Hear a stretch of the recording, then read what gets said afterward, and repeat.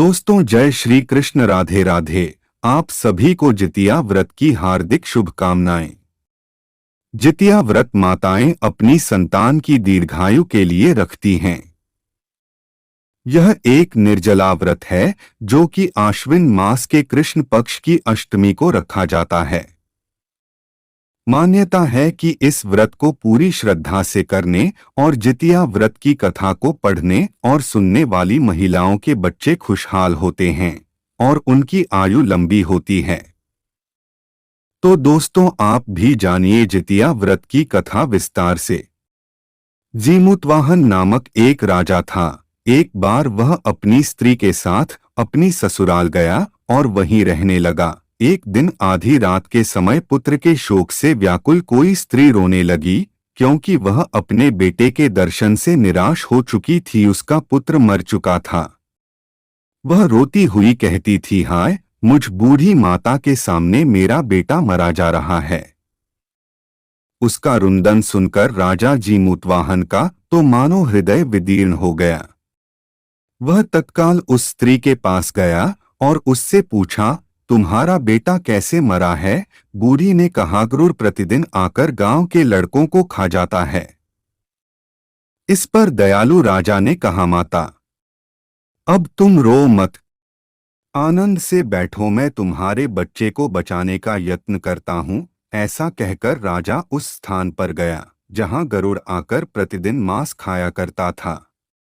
उसी समय गरुड़ भी उस पर टूट पड़ा और मांस खाने लगा। जब अतिशय तेजस्वी गरुड़ ने राजा का बायां अंग खा लिया तो झटपट राजा ने अपना दाहिना अंग फेरकर गरुड़ के सामने कर दिया। यह देखकर गरुड़ जी ने कहा, तुम कोई देवता हो? कौन हो तुम? मनुष्य तो नहीं जान पड़ते। अच्छा, अपना जन्म और कुल बताओ। पीड़ा से व्याकुल मन वाले राजा ने कहा, हे पक्षीराज, इस तरह के प्रश्न करना व्यर्थ है। तुम अपनी इच्छा भर के मेरा मांस खाओ। यह सुनकर गरुड़ रुक गए और बड़े आदर से राजा के जन्म और कुल की बात पूछने लगे।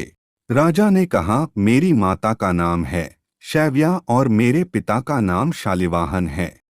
सूर्यवंश में मेरा जन्म हुआ है और जीमूतवाहन मेरा नाम है। राजा की दयालुता देखकर गरुड़ ने कहा, हे महाभाग, तुम्हारे मन में जो अभिलाषा हो वह वर मांगो। राजा ने कहा, हे पक्षीराज, यदि आप मुझे वर दे रहे हैं तो वर दीजिए कि आपने अब तक जिन प्राणियों को खाया है वे सब जीवित हो जाएं।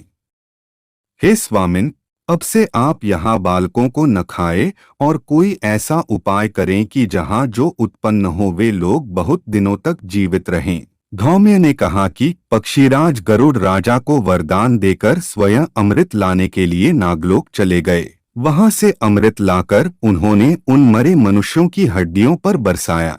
ऐसा करने से सब लोग जीवित हो गए जिनको कि पहले गरुड़ ने खाया था। राजा के त्याग और गरुड़ की कृपा से वहां वालों का बहुत कष्ट दूर हो गया। उस समय राजा के शरीर की शोभा दूनी हो गई थी। राजा की दयालुता देखकर गरुड़ ने फिर कहा, मैं संसार के कल्याणार्थ एक और वरदान दूंगा। आज आश्विन कृष्ण सप्तमी से रहित शुभ अष्टमी तिथि है। आज ही तुमने यहाँ की प्रजा को जीवन दान दिया है। हे वत्स, अब से यह दिन ब्रह्म भाव हो गया है। जो मूर्ति भेद से विविध नामों से विख्यात है वही त्रैलोक्य से पूजित दुर्गा अमृत प्राप्त करने के अर्थ में जीवित पुत्रिका कहलाई हैं। सो इस तिथि को जो स्त्रियां उस जीवित पुत्रिका की और कुश की आकृति बनाकर तुम्हारी पूजा करेंगी तो दिनों दिन उनका सौभाग्य बढ़ेगा और वंश की भी वृद्धि होती रहेगी। हे महाभाग, इस विषय में विचार करने की भी आवश्यकता नहीं है। हे राजन, सप्तमी से रहित और उद्यातिथि की अष्टमी को व्रत करें, यानी सप्तमी विद्ध अष्टमी जिस दिन हो उस दिन व्रत न कर शुद्ध अष्टमी को व्रत करें और नवमी में पारण करें। यदि इस पर ध्यान न दिया गया तो फल नष्ट हो ही जाएगा और सौभाग्य तो अवश्य नष्ट हो जाएगा। जीमूतवाहन को इस तरह का वरदान देकर गरुड़ वैकुंठ धाम को चले गए और राजा भी अपनी पत्नी के साथ अपने नगर को वापस चले आए। महिलाएं अपने पुत्र के दीर्घ आयु के लिए जितिया व्रत करे तो प्रेम से बोलिए जीमूतवाहन भगवान की जय, श्री शंकर भगवान की जय।